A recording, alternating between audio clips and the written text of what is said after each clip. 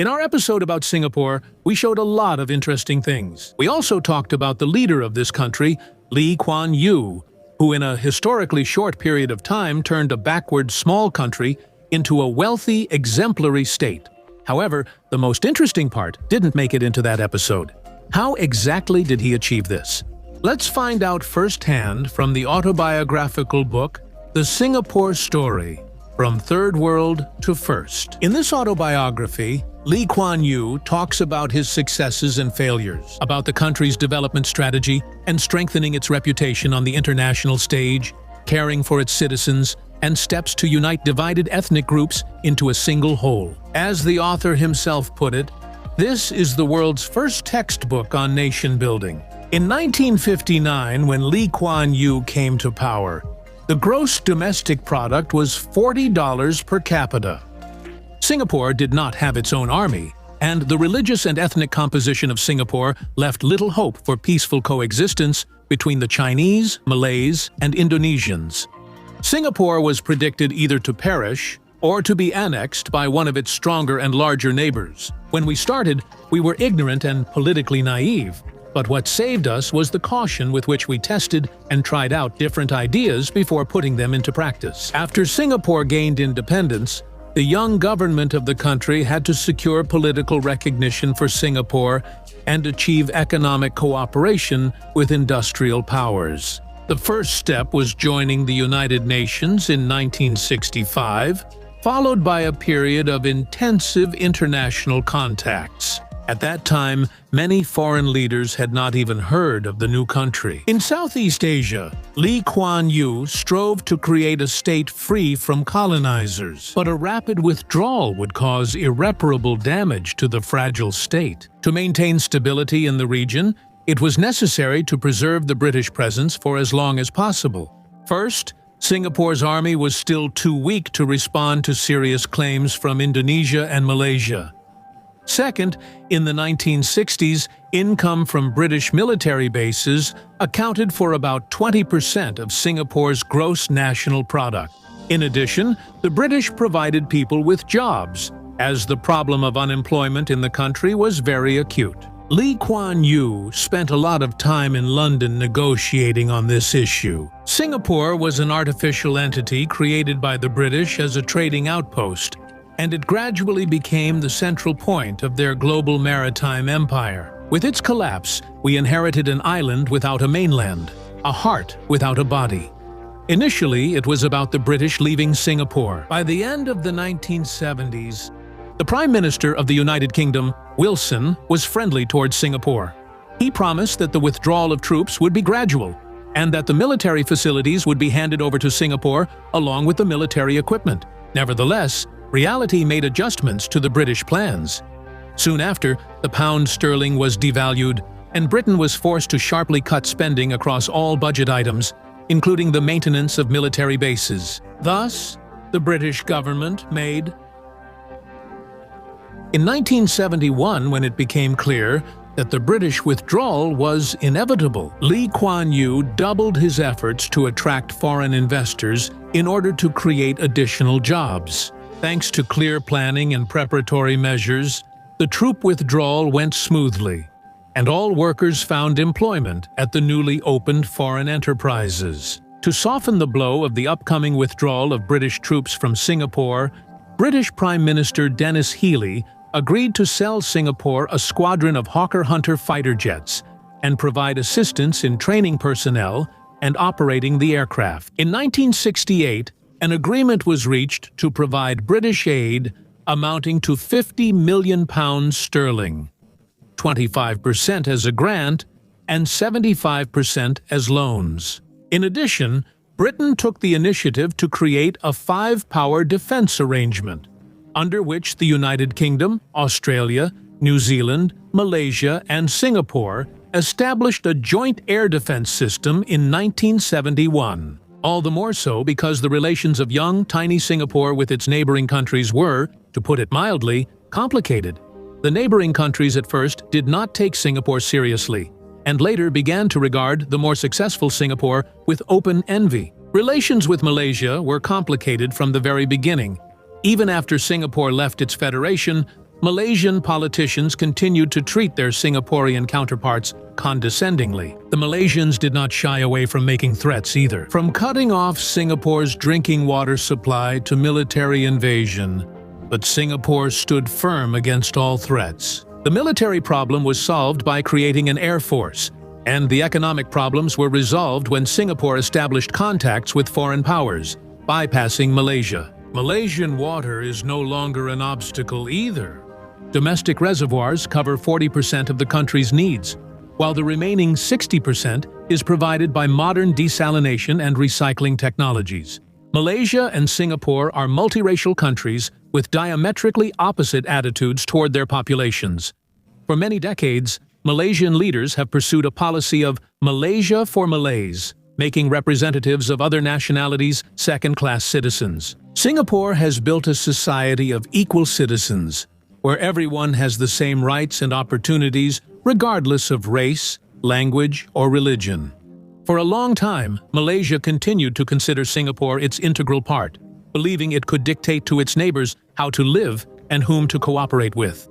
For example, in 1986, ahead of the visit of Israeli President Chaim Herzog to Singapore, protests took place near the Singapore embassy in Kuala Lumpur and in the states of Malaysia. The Prime Minister of Malaysia considered the visit of the Israeli politician to Singapore offensive to his country and to the Muslims living there. As a sign of protest, Malaysia's ambassador was recalled from Singapore.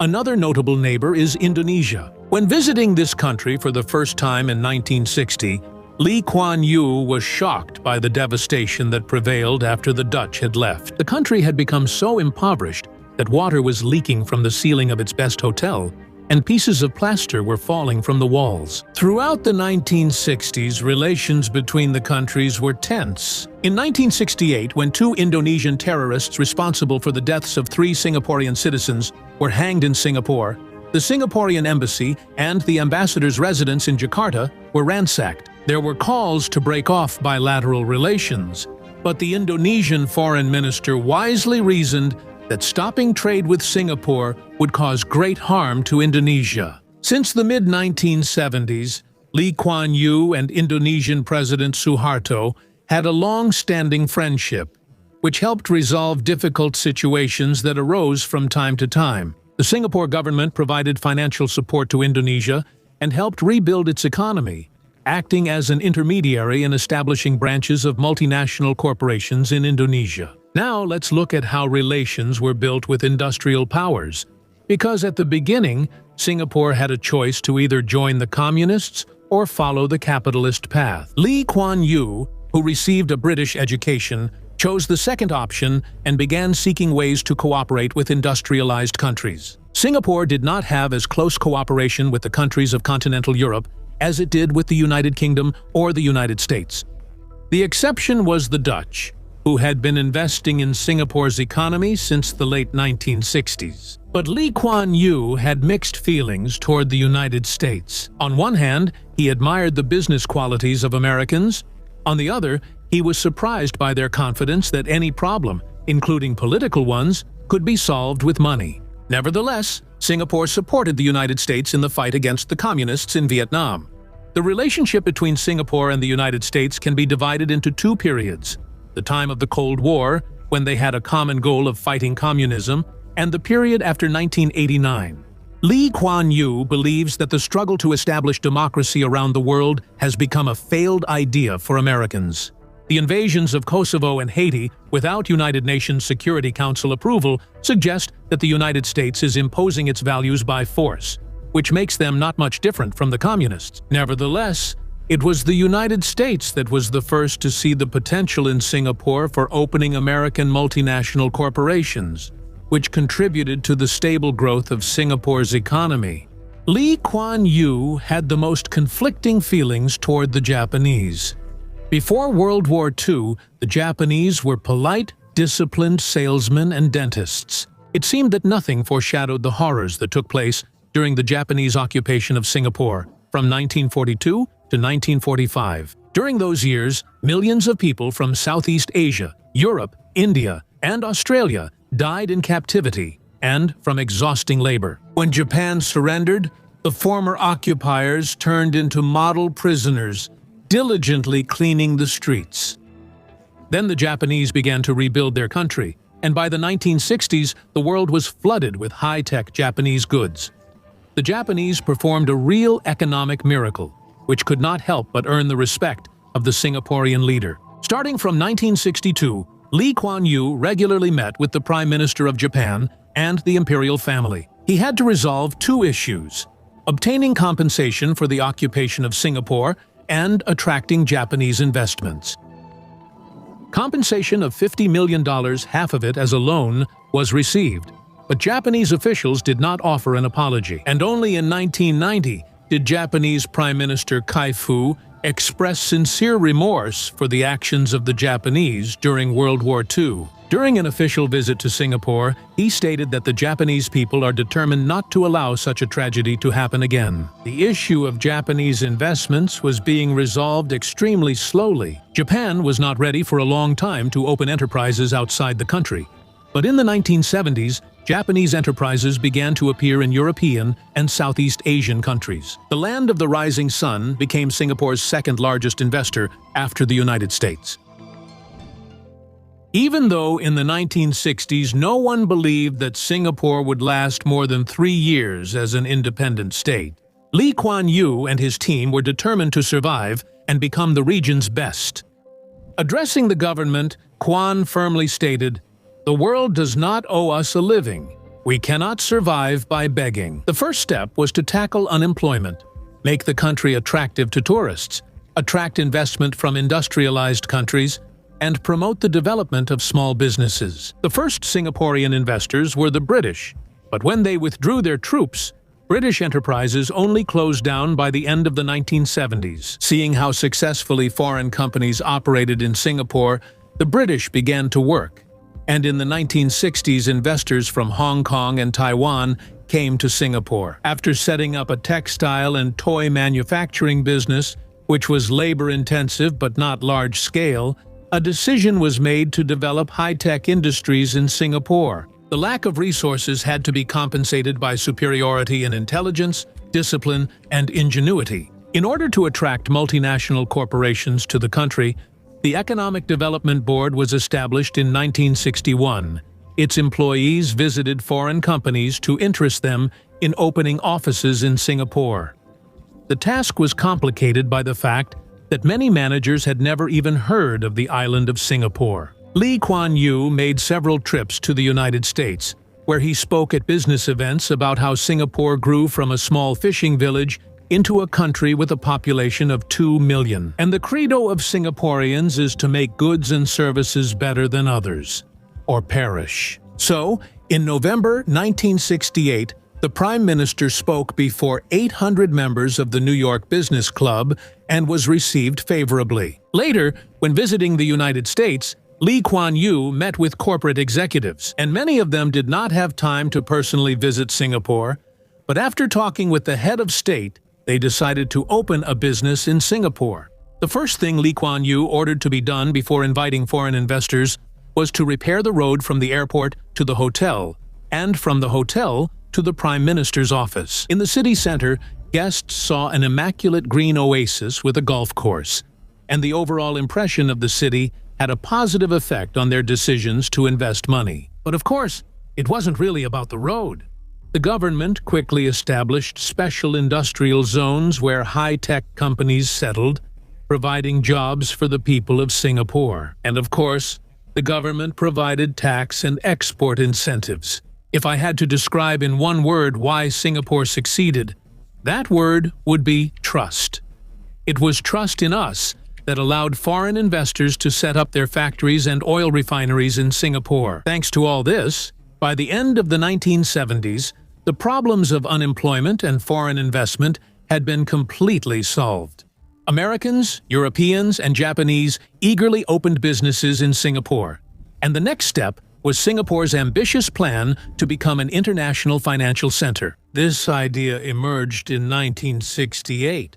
It was necessary to convince foreign bankers of the existence of stable social conditions, good infrastructure, and a sufficient number of professionals. It was also necessary to prove that Singapore is a country where business is conducted honestly. The beginning was modest, but in just 30 years, the volume of currency transactions exceeded 500 million United States dollars. In terms of currency transaction volume, Singapore is surpassed only by New York, London, and Tokyo. Thanks to Singapore, for the first time in history, round-the-clock banking services became possible. The banking day starts in Zurich at 9 o'clock, then banks open in Frankfurt, and a little later in London, when they close. Banks in New York and San Francisco are already operating. After the banks in San Francisco closed, people had to wait for the banks in Switzerland to open. Now, during the time gap between the closing of American banks and the opening of Swiss banks, banks in Singapore are operating. The foundation for the development of our financial center was the adherence to the rule of law, the existence of an independent court, and a stable, competent, and honest government that pursued sound macroeconomic policies. When Singapore gained independence in 1965, its army was completely defenseless. Decades later, the combat readiness of Singapore's army was highly praised by military experts around the world. In addition to limited financial resources, there was the problem of a negative attitude toward military service among the overwhelming majority of the population. Traditionally, Malays served in the British troops, and police battalions were also staffed by Malays. While the Chinese made up about 75% of the country's population, at the same time, among the Malay minority, they responded in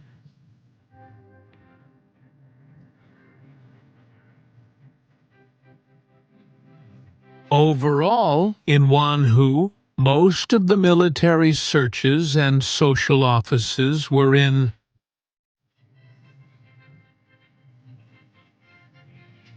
such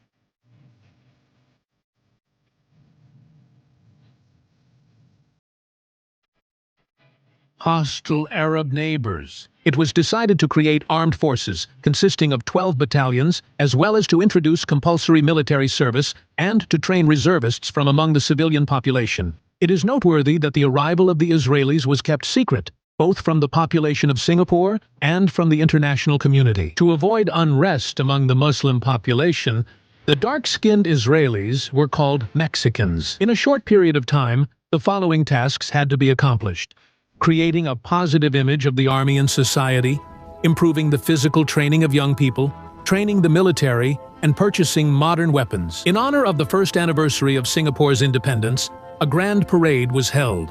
The gathered people saw the orderly ranks of soldiers, police officers, and firefighters in beautiful uniforms.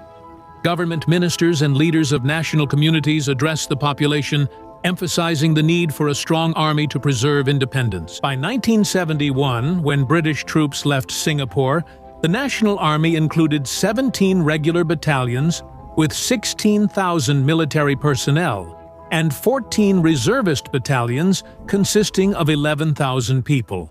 Within a few years, basic military training schools and cadet classes were established, aircraft were purchased, and a navy was created. Pilots were trained in England, and specialists from New Zealand trained the crews of patrol vessels. Within a short period, the army became prestigious, uniting people of different ethnic groups and religions. Conditions were created for observing various religious rituals, and the dietary preferences of different peoples were taken into account. The best junior officers have the opportunity to continue their education at British universities, and young people strive to serve in the military to become full members of society. Kuan Yew's sons were no exception. After graduating brilliantly from Cambridge, they returned to their homeland to serve in the Singapore Armed Forces. Is the father of a serviceman a minister, a banker, an office worker, a laborer, a taxi driver, or a street vendor? His position in the army depends solely on his personal achievements. Domestic policy. The 1960s were marked by numerous interethnic clashes. Among Malays and Indonesians, there was a belief that the Chinese government was more loyal to citizens of Chinese descent than to them. In 1969, Chinese refugees from Malaysia arrived in Singapore, telling stories about the bloody riots in Kuala Lumpur, in which Chinese people were the victims.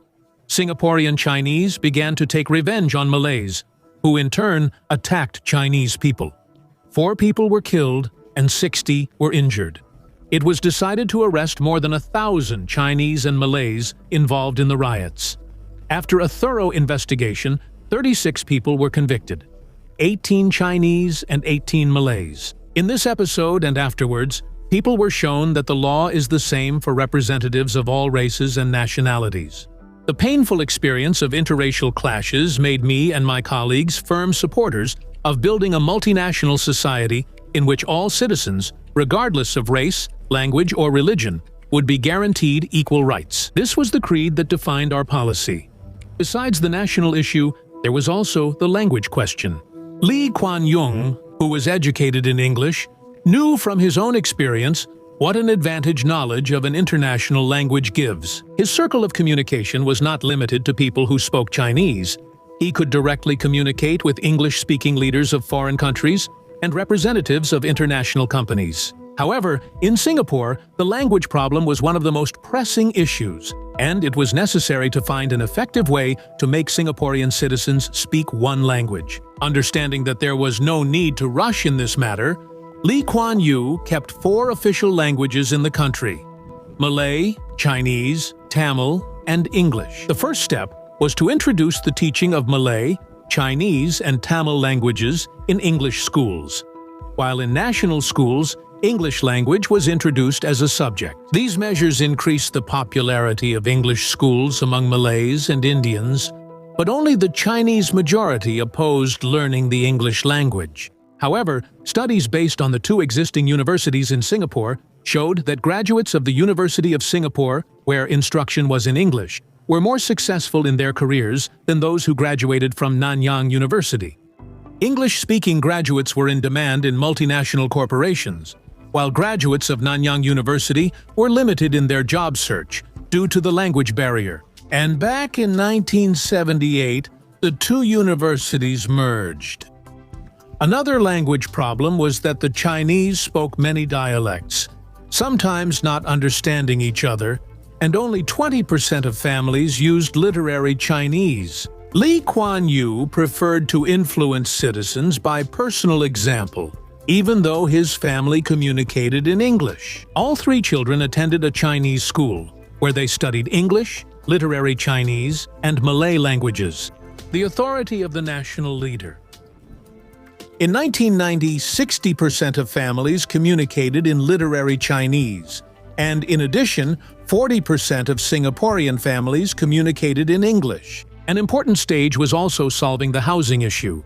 The government of Kuan Yew realized the need to provide the population with affordable, comfortable housing, which would make the situation in the country more stable. In 1964, the Housing and Urban Development Board offered everyone the opportunity to purchase housing by providing low-interest loans. However, the project failed because citizens could not pay the 25% down payment. As a result of discussions in the government and talks with union leaders, it was decided to increase mandatory contributions to the insurance fund, which were used not only for pension savings, but also for purchasing housing. Thus, by 1984, the contributions amounted to 25% of the salary, and another 25% had to be paid again for military housing.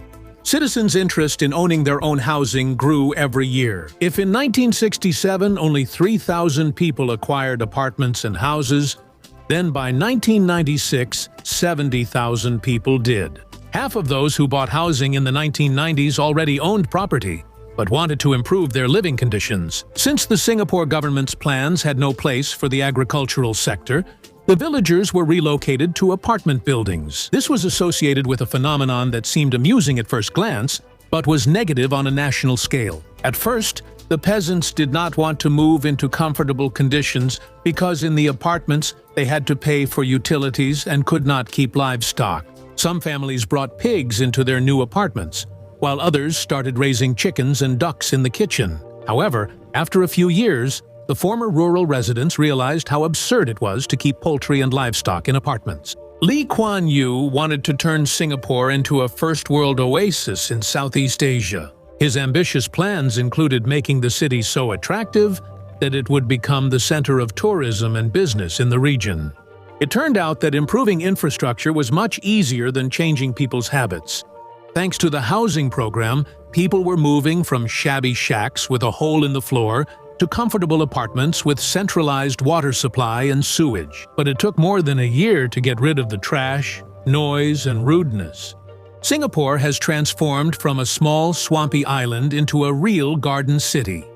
Singapore is a city built on a swampy island, slightly smaller in area than Kiev and slightly larger in population. In terms of gross domestic product, it surpasses Ukraine by about 1.3 times and is only 5 times behind huge Russia in this indicator. And yet, even construction sand and even fresh water have to be brought into Singapore from Malaysia and Indonesia. The most difficult campaign turned out to be the fight against spitting in public places. People stubbornly continued to spit out of windows and cars, in shops and at markets, not considering this habit to be harmful. Only persistent campaigning in schools and informing people through the media that spitting contributes to the spread of tuberculosis and other dangerous infections managed to significantly improve the situation. In addition, there was a pressing problem of cleaning the streets, and street vendors and pirate taxi drivers, who were an integral part of Southeast Asian countries, along with dirty cities and high street crime. The problem could only be solved by creating legal jobs for these people. By 1971, regular bus service had been established in Singapore, and the former taxi drivers were thoughtfully provided with jobs. Mandatory licensing was also introduced for street vendors, who were moved from the streets to specially equipped centers with running water, sewage systems, and garbage chutes. Some street vendors became wealthy by creating cafe chains and providing additional jobs for city residents. An important task was greening the city in not the most favorable climatic conditions. Within a few years, millions of trees, palms, and shrubs were planted. Moreover, the districts of Singapore were greened regardless of whether the middle class or the working class lived there. Children in schools were involved in greening efforts and pest control. As time went by, the citizens of Singapore became proud of their green, well-maintained country, which impressed tourists. One of the most controversial and curious laws was the ban on the sale and use of chewing gum in Singapore. The government saw no benefit in it, while the harm was obvious. When thrown on the floor, it made cleaning more difficult and damaged cleaning equipment. People would stick it on keyholes, benches, and elevator buttons. The last straw was when a group of hooligans stuck chewing gum on the sensors of subway train doors, which caused train operations to be paralyzed for a while. As for healthcare, free medical services, which seemed like the best solution, turned out to be not so effective in practice. It turned out that when visiting a free clinic, patients did not take doctors' recommendations seriously, but after seeing a private specialist and buying medicine at their own expense, they conscientiously followed all the instructions. Kuan Yew quickly realized that people value most what they have earned through their own efforts. It was decided to introduce a fee for each visit to the clinic. In the 1970s, mandatory contributions to an insurance program for medical expenses were introduced for workers and their family members. Examples of developed countries like Sweden and the United Kingdom, where the state took on the role of head of the family, ready to support citizens in difficult times, did not inspire Kuan Yew. People who work hard in these countries pay huge taxes to support those who don't want to work. In the opinion of the Singaporean leader, people who are used to handouts are not motivated to work productively at all. He believed that it was necessary to strengthen in men the Confucian belief that a man is responsible for the well-being of his parents, wife, and children. Contributions to the pension fund allow citizens to receive a decent pension, and the government, in turn, guarantees an interest rate on deposits that exceeds the rate of inflation. The government of Singapore sought to make life easier for its citizens by lowering taxes, and it was decided to shift from income taxation to consumption taxation. There is no capital gains tax in Singapore. The value-added tax is only 3%, and import tariffs are 0.4%. At the same time, the government maintains a consistently high level of savings and investments among its citizens. Mandatory contributions for housing, healthcare, and pensions make up 40% of income, with both the employee and employer contributing 20% each. As a result, a system was built in which, according to Kuan Yew, social consensus was achieved. This social consensus was reached through the fair distribution of the fruits of progress. These are equal opportunities for everyone. It's a merit-based system where the most deserving person gets the best position. The latter is especially important when it comes to people leading the government and the fight against corruption. Kuan Yew, who received an English education, despised the leaders of Asian countries who lived in luxury while their people languished, took bribes, and robbed the states they governed. One of the main tasks of the Singapore government was to eradicate corruption. Kuan Yew sincerely believed that the people around him, thanks to their education and professionalism, were capable of earning a living outside of politics, and therefore had no need to hoard for the future. However, civil servants should receive a salary comparable to what they could earn outside the public sector, which would allow them to fully dedicate themselves to their work. A small amount of power given to people who cannot live decently on their salary creates incentives for its misuse. Large monetary fines and prison sentences were established for corruption. Cases of corruption were thoroughly investigated and made public. The result is reflected in international rankings. Since 1998, Singapore has been among the top least corrupt countries in the world. A story that took place in 1995 finally proved that the fight against corruption is a kind of state religion. Prime Minister Goh Chok Tong, who succeeded Kuan Yew, ordered an investigation into the purchase of 2 properties by Kuan Yew's wife and son. Together, they received a discount from the developer of 5 to 7%. The Monetary Authority of Singapore conducted an investigation and reported to the Prime Minister that the discounts during the real estate market downturn were given to all buyers and were completely legal. Speaking before Parliament, Kuan Yew noted that the anti-corruption system he created once again proved its impartiality and effectiveness. To sum up this entire episode, let me share this quote from the book of the remarkable Singaporean. Public order, personal safety, economic and social progress, and prosperity do not arise by themselves, but are the result of continuous effort and constant attention from an honest and effective government elected by the people. On this note, we will wrap up. Let us know if you found this episode interesting and what you think about all of this. See you in future episodes on our channel.